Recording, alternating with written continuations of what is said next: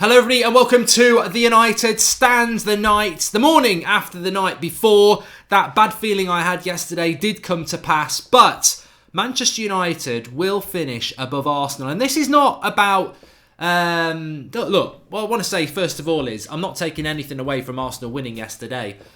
We are as United fans saying we should have beat Arsenal yesterday, and I totally agree with that. But also, reality has to bite a little bit. Arsenal fans were saying after Spurs they should have won that game and they dropped 2 points with an Aubameyang miss at the end. We should have won yesterday.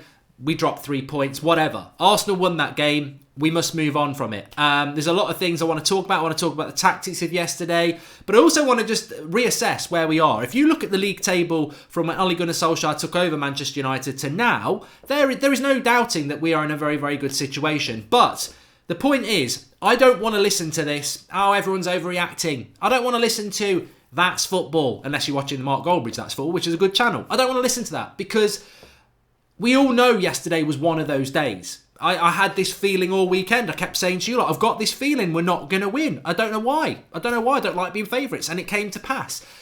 That I can deal with. I can deal with a loss. We can work on from a loss. But what we must not do as a fan base, as a club, and as a playing squad, and I firmly believe Solskjaer will not allow this to happen, is we must not allow this feeling last night and today to happen again this season. Because if it does, I think that next feeling we feel like this will be the realisation that we're not getting top four. We have and are the masters of the top four race. We can finish in the top four. Yesterday was a devastating blow, but the club must feel as disappointed as we feel today. We can't just brush it under the carpet and go, oh, it was one of those days. It was one of those days, but Lukaku should have scored a hat-trick. De Gea shouldn't have made that mistake, and we could have done a little bit more in the first 20 minutes to get hold of that game. We must learn from the mistakes of yesterday because we're too...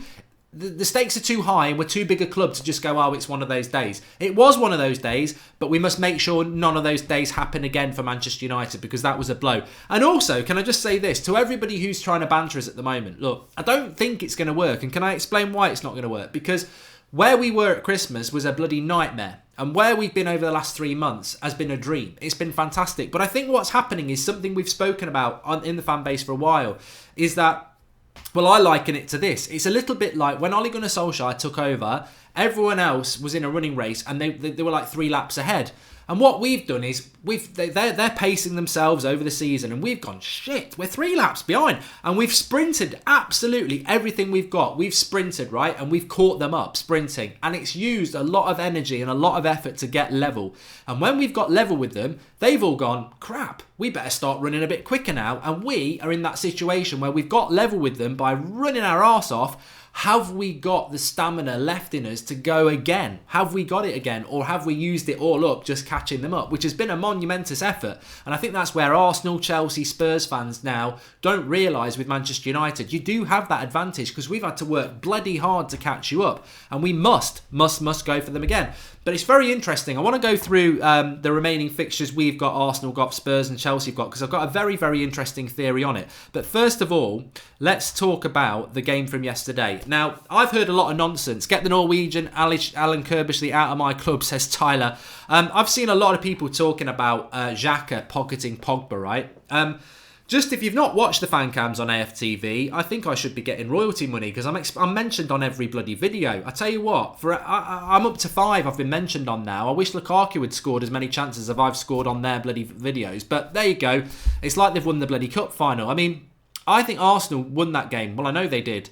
But I expected a little bit more maturity, to be honest, a little bit more class. Enjoy it, but you've got their Twitter account acting like they've won the treble. And all them lot, I mean, at the end of the day, you're only 2 points ahead of us and you're beating us. And there's so much more football to be played. It's the race for top 4 is on. Let's bring it on. But I think you're going way over the top yet again. How many times? Back again. This is what I've said so many times. Don't start celebrating wars until they're over. And there's so much more to be run in this race. And they're acting like they've won it. But I am living rent-free, David. I'm not even living rent-free in one house. I've got a whole property portfolio of free rentals with AFTV. But this Xhaka pocketed Pogba nonsense, it is nonsense. If anybody pocketed Pogba yesterday, it was Maitland-Niles, because Pogba was basically playing as a left winger. It's one of the things I just wanted to bring up tactically about yesterday that frustrated me a lot.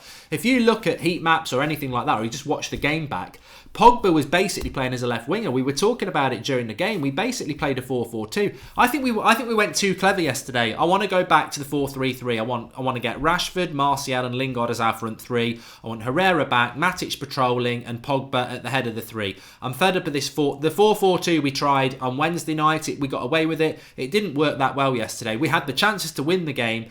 But you were isolating Paul Pogba, playing him as a left winger. So he wasn't pocketed by Xhaka because he was playing as a bloody left winger most of the game. And also, on top of that, I don't know where people are getting off saying Pogba was crap yesterday. He's been one of the best midfielders in Europe for 3 months, and he should have had 3 assists yesterday.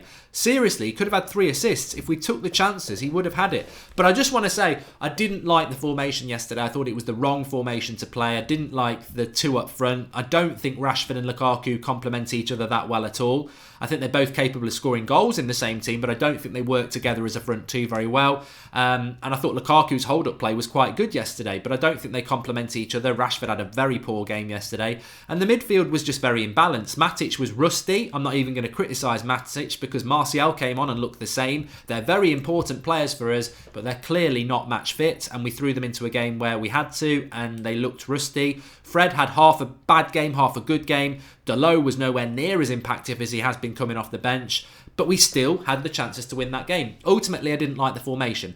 When it comes to De Gea, he was at fault for that first goal. I think he has looked... there's a lot of people going around today saying, De Gea looks like... what nonsense from Gary Neville saying that his contract is why De Gea played badly. He just made a mistake. Well, you can read it one or two ways, but I think De Gea looked a little bit ropey against PSG. I think his distribution for the last few weeks has been ropey. I don't know why that is. Maybe De Gea is just going through a ridiculously unheard of bad vein of form, which isn't actually that bad.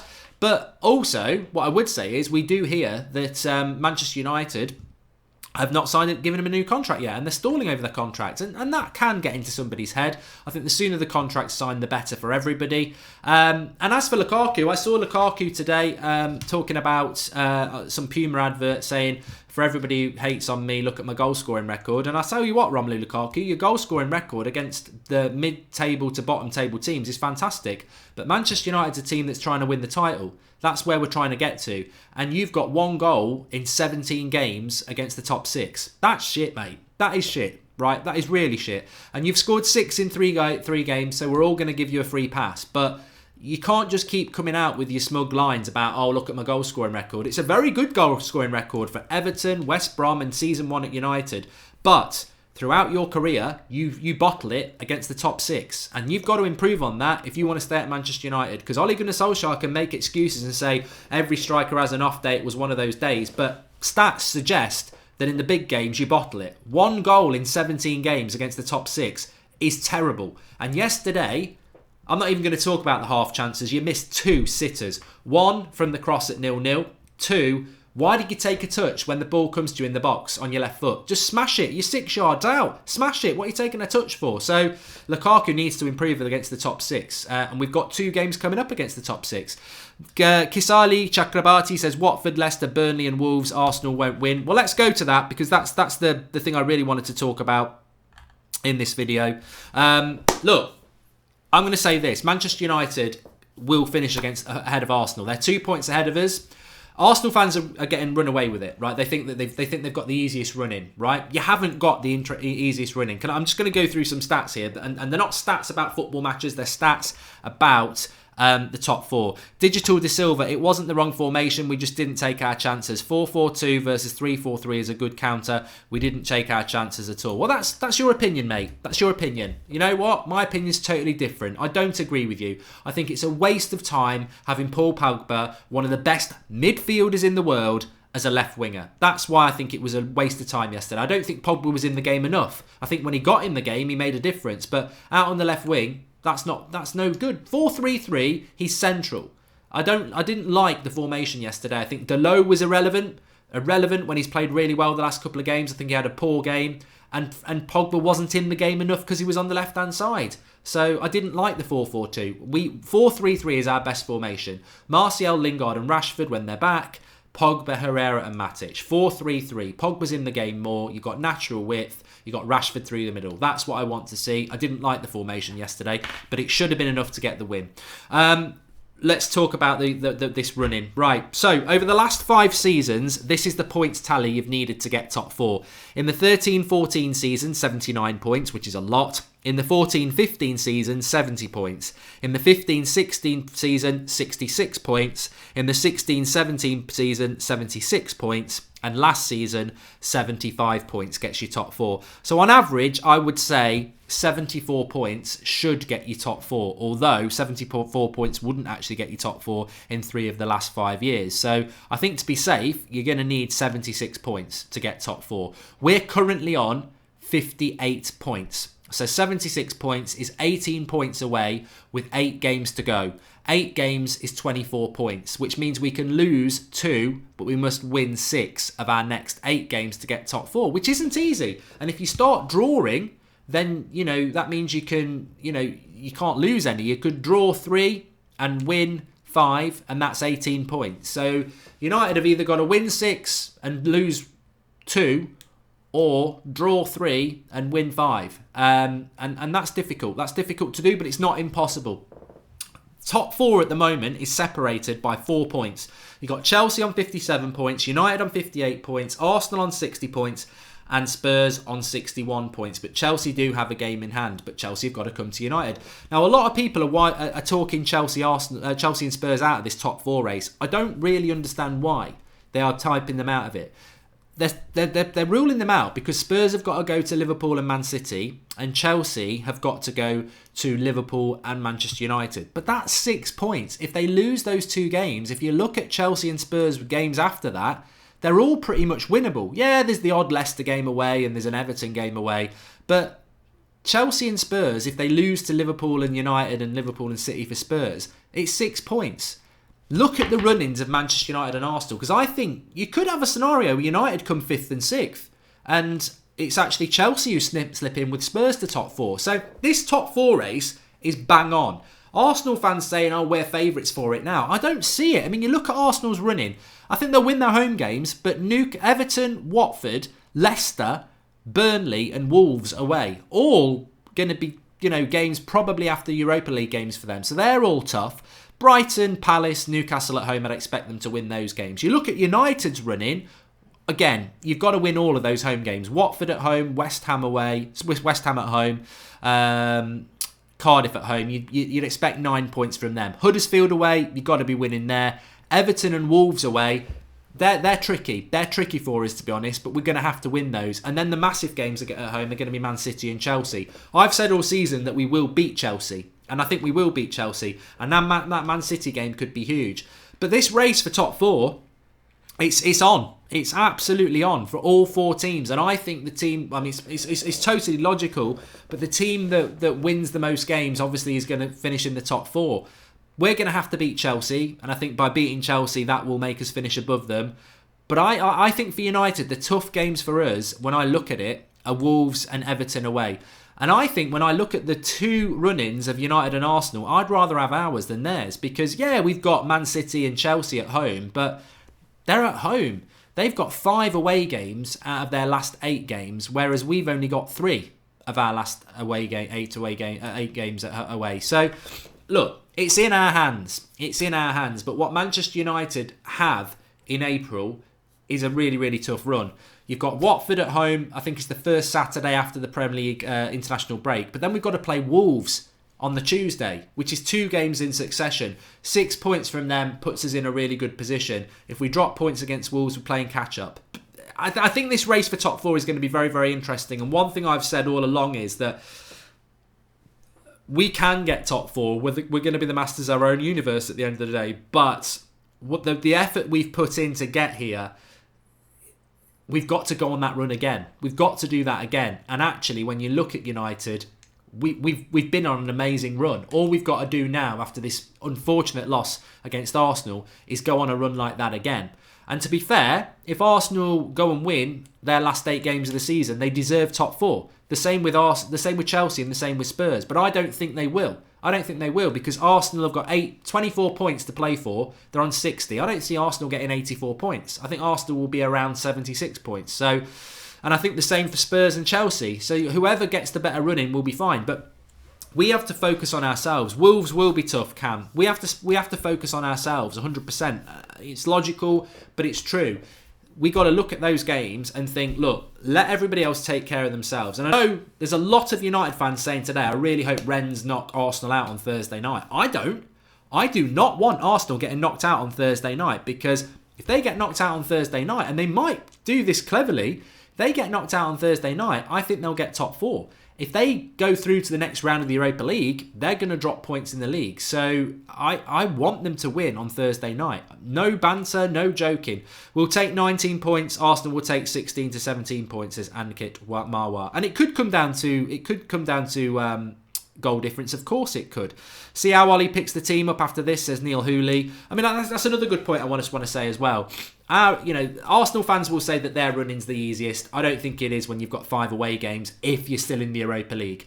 United's running on paper is probably the second, but Chelsea and Spurs, don't be deceived by Chelsea and Spurs running. Chelsea got a game in hand as well, but they have got 2 very difficult games away from home. Chelsea got us and Liverpool, and Spurs have got Man City and Liverpool.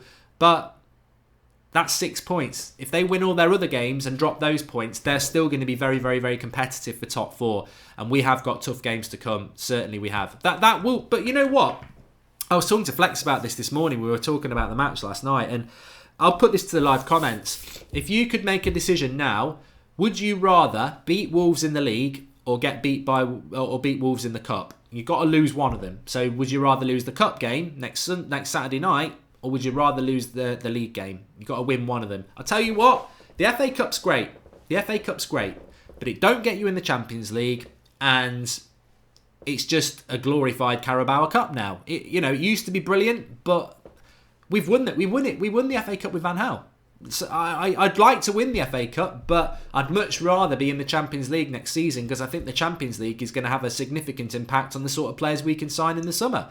It's going to be a very competitive transfer window this summer. Real Madrid are going to be rebuilding. Chelsea might be having to spend everything they've got because they're going to get a transfer ban. Man City could be in a really weird situation. Liverpool will strengthen again. Spurs will be spending because they haven't spent for a couple of seasons. Arsenal will obviously spend again. And then you've got all the teams around Europe. You don't want to be the team in the Emerdale Cup. You need to be in the Champions League. So, and I think that, if we beat Wolves on Saturday, great, we're into an FA Cup semi-final. But if they then beat us in the league, we've just dropped 3 points.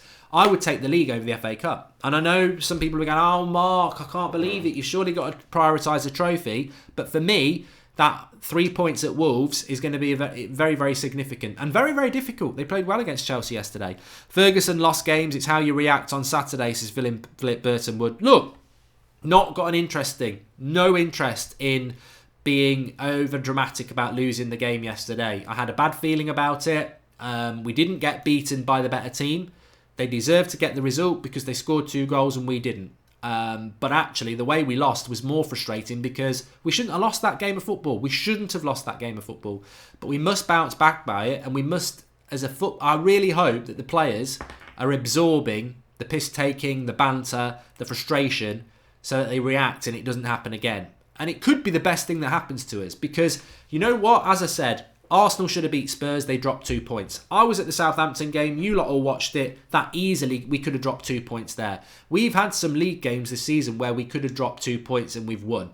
Yesterday, I suppose the luck ran out in some ways, but it's how we bounce back. We've got to go on another unbeaten run between now and the end of the season in the league. We've got to win the vast majority of our games. And I look at United and I think what a lot of people are not saying about the match yesterday is that still in our front six, we only had 50% of our best front six. Like Matic was nowhere near fit, but he is a first teamer. Pogba out on the left hand side. Fred's not a first teamer. Lukaku really shouldn't be a first teamer. He's backup. And Dalot's not a first teamer. We've still got Lingard, Herrera, and Martial to come back. And they're going to be huge for us. And we've been very unlucky with injuries and suspensions over the last few weeks, and we've still maintained the results. Maybe everything just caught up with us yesterday. I can deal with that loss, but we cannot afford another one. I think we've got to go on another run now, and we've got to learn from yesterday. And you know what? All we've got to learn from yesterday actually is the world's best goalkeeper, please don't make a mistake in a massive game like that in the first few minutes. And Romelu Lukaku, for all your great goal scoring stats, put one of those chances away. Well, in fact, put two of them away. Half chances I'm not bothered about, but you missed two absolute sitters. In a game like that, you score those two goals, we don't lose that game. We come away unbeaten. We come away with at least a point. And that's the fine margins that you always get in the big games. You cannot afford the misses in the big games. And that's what we've got to go into the future games. I mean, Rashford needs to sharpen up. I totally agree. A lot of people gave him a lot of stick. And Lukaku needs to learn from that as well. They are the fine margins. And De Gea just needs to... I don't even want to criticise De Gea. He's been so good for us. Top 4 prediction then, says Cameron Spears. You know what, Cameron? I personally don't think United and Arsenal will get 3rd and 4th. I've heard a lot of people talking about this. But I think Chelsea and Spurs, take away the 2 tough away fixtures, I think they'll win most of their other games. I think it's going to be very, very, very tight. Very, very tight indeed. And I think if United or Arsenal want top 4, you look at those fixtures on my right, I think they've got to win 6 of the 8 and not lose any of them. I think they've got to win 6 and draw 2. I think that's the minimum they've got to do. I think Arsenal are running away with themselves. I think if I was an Arsenal fan, I'll be totally honest with you, part of me would be like, let's get knocked out on Thursday night. Because then I think you'll get top 4. But I think if you stay in the Europa League with 5 away games to come, you're going to be tired. You're going to be travelling. I think Arsenal's top 4 chances are going to really spin on whether they get knocked out on Thursday night. I really do. The midfield got outplayed versus PSG and Arsenal, let's be honest, is Odd and Midgard. No, I don't agree with this tactically. I thought it was an end-to-end game yesterday where there was a lot of space, and I thought we were the better attacking team. I thought putting Pogba on the left weakened us in the middle. I'd agree with that. But the chances were there to get a draw. I think anybody who starts saying Arsenal did this, Arsenal did that, I mean, you're milking a victory beyond there. I mean, you really are. You're trying to you're milking a bull's tit. You know, there's no milk going to come out of that. It's just sore. It's not. You won the game. Take the victory. I can give you that, but I can't give anything other than the fact that Manchester United lost that game because De Gea made a mistake and Lukaku missed 2 sitters. That's it. And the referee gave a penalty that wasn't a penalty. But, you know, I'm not taking it away from Arsenal. Arsenal got the win. I've got to take that. But I'm not taking anything tactically like, oh, Arsenal bossed the midfield. Arsenal's defence was solid. Well, it wasn't that solid because we kept, you know, it was last-ditch defending all the time and we kept creating chances. So Leno had a good game. But it was, you know, at best, it was an equal game. I don't think there was any domination of midfields or anything like that or pocketing of players. It wasn't that game. United score their chances and you're walking away with a point at least, and then you can't say such and such was pocketed or midfields were dominated. Tactically, I don't think Oli got anything wrong. I just didn't like the 4-4-2 and I thought we started very slowly for the first 20 minutes, but we still had that chance. I feel so sorry for Luke Shaw, actually. I just want to say this because you get this stuff from Rants and Flex and a few of you lot saying, oh, Luke Shaw, he can't, he's rubbish at going forward. I mean, I can think of twice in the last month he's put in world-class crosses and should have 2 assists. And Lukaku missed one yesterday, and I think Rashford missed one the other week. Was it against Leicester or Fulham? So you can say, oh, Luke Shaw should have more assists, but you know, your assists are always going to be judged on the finishing of the goal. So, look, United should have got something yesterday. Of course they should. We could also qualify to the Champions League by winning it to Thomas Kishka. Yeah, I mean, looking at... Ankit Sharma says a lot of people over-analysing. Tactics weren't bad. I agree, Ankit. I just didn't like the 4-4-2. I would like to have got Pogba more centrally. But that wasn't why we lost the game. I just prefer the 4-3-3.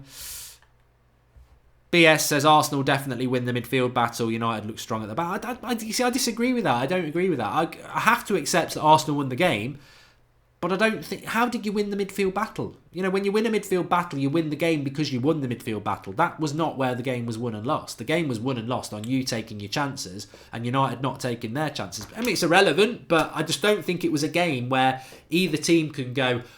we dominated the midfield over you, because it wasn't that game. It was very, very end-to-end, and I think we created the better chances. But it's gone now. It's all about the race for top 4, and it's all about the momentum of what happens from here. Do you think Liverpool will go through on Wednesday, says Charlotte Kane? Again, I sort of hope Liverpool do go through. Champions League draws on Friday. We will be live for that to do it. You know what I think United need now? And I know last week after the PSG game, I was saying, I want to get your thoughts on this as well.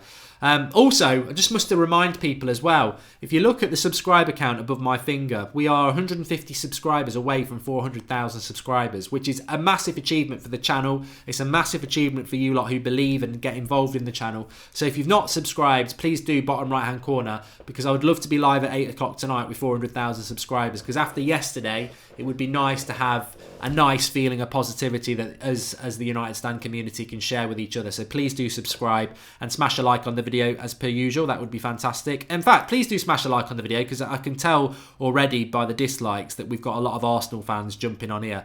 We are living rent-free in Arsenal fans' heads. Like, you've won the game. Why can't you just take the 3 points and look forward to the game against Rennes? Why are you still floating around trying to... all it does is betray your absolute weakness as a small club. That you're treating this like Burnley would do it. This is like we beat Burnley. It's like their cup final. You're Arsenal. You used to be massive. In my lifetime, I've always said Arsenal, Manchester United, the biggest rivalry in Premier League history, the best period of the Premier League for me, and I've seen it from day one, was the late 90s. Arsenal used to be a big club. You keep telling everybody about what a big club you are.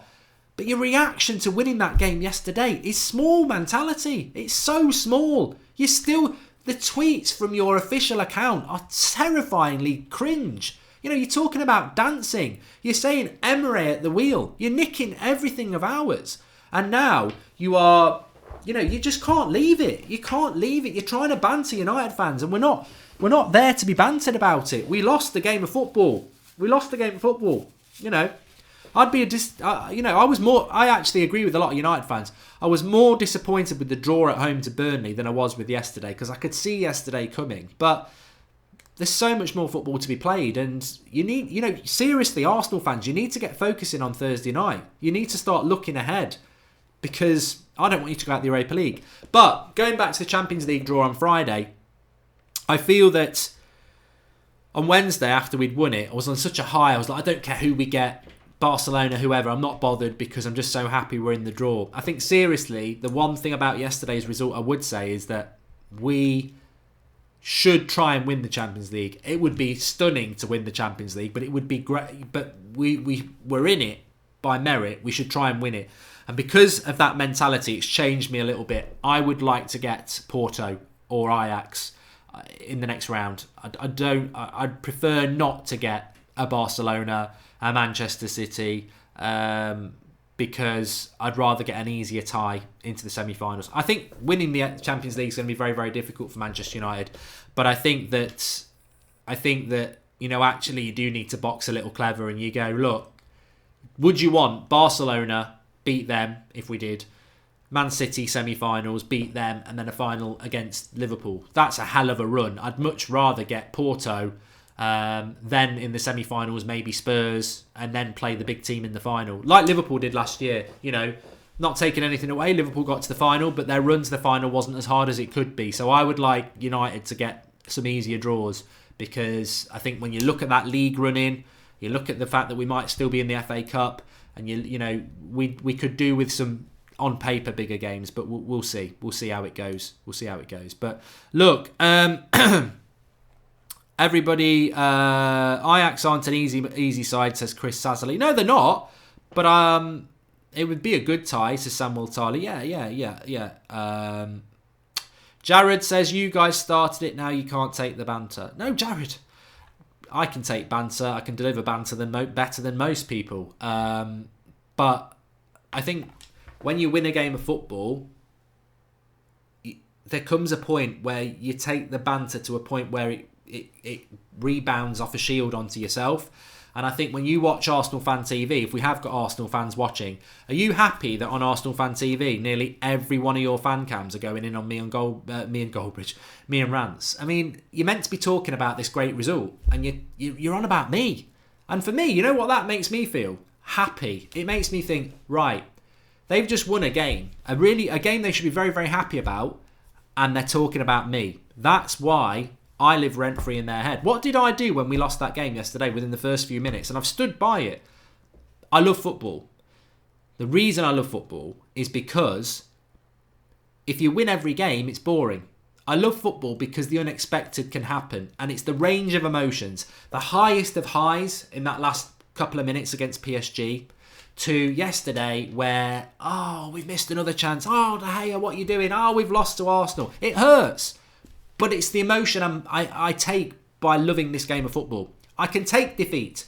Defeat's only a problem if it causes you to quit and you stay defeated. Defeat is part of any journey as long as you learn from it and you keep getting back up. And we will do, and I will do. I'm happy to take a defeat. Defeats are going to happen. They're going to happen. But I think that I personally just think you've gone a bit over the top. You've gone from... I think if I was Arsenal yesterday, I would have gone, great result. We're right in the race for top 4 now. Let's take it to Thursday night. But I think you reacted a little bit like Burnley would, beating United. It's a cup final. Look at Lingard. Goal, bridge this, that, and the other. I think it's just, you've gone a little bit too far into cringe factor. And I think if you want to be a big club, you need to stop behaving like that. And you need to start going, actually, that's what I expected. Now we're going for this. Now we're going for that. It's a fine line, I suppose. But look, you know what? You won the game. I'm not taking that away from you. You won the game. And we've had a fantastic run over the last 3 months. And that result was always going to happen at some point. And it happened. I think in many ways it's a positive. If we bounce back from it, and we've got a run of fixtures there on my left where I think we really, really believe we can. I look at those fixtures. I think Wolves away and Everton away are the two that if we win those 2 games, we'll finish in the top 4. I know people will say Man City and Chelsea home. But I think when you're at home at Old Trafford, we always beat Chelsea. And the Man City game, we can get away with the draw against Man City if we beat Everton and Wolves. Everton and Wolves away are the 2 games for me. And I'll say it right now. If we don't win those games, I'll be worried about top 4. They're difficult ties, Everton and Wolves away. But if we win those 2, I think we'll get top 4. The Man City game, it's irrelevant as long as we win those 2 games. I don't know what you lot think. The pressure of being favourite got at us, says Amiyaki and Amike. I agree with you. I think being top, I think the pressure, I didn't like the favouritism thing yesterday. I really didn't. Anyway, look, I could talk and talk for ages. I'm doing a live stream on That's Football in a moment with my Aston Villa career mode. Just a bit of chill out time if you want to join me for that. Thanks everybody for watching. Subscribe to the channel if you are new. We're getting close to 400,000 subscribers. And we'll be back at 8 o'clock. Thanks everyone for watching. Whether you're a United fan, and hopefully most of you are, or whether you're an Arsenal fan, still milking it, the bottom line is, this is why we love the game of football. And I wouldn't swap it for anything. And I don't actually feel depressed today. People are saying, salty, triggered, this, that, and the other. I wasn't triggered after the final whistle yesterday. I said it how it is. That's what I will always do. And I didn't rant. Sometimes you just got to take it on the chin. And I've got a big chin. But that result yesterday won't be why we don't get top 4. I want to say this finally. Losing to Arsenal won't be why we didn't get top 4. The reason we won't get top 4 is because of what happened between August and mid-December. That's why we won't get top 4. Because Ole Gunnar Solskjaer's record is stunning. Lost to Arsenal or not, it's stunning. And as long as he keeps that going, I think we'll get top 4 anyway. But if we ultimately don't, it won't be because of Ole. It'll be because of that clown who's sat on his arse talking crap with a Portuguese accent. Well, he's actually Portuguese. Thanks everyone for watching. Back tonight at 8 o'clock. Speak to you all soon.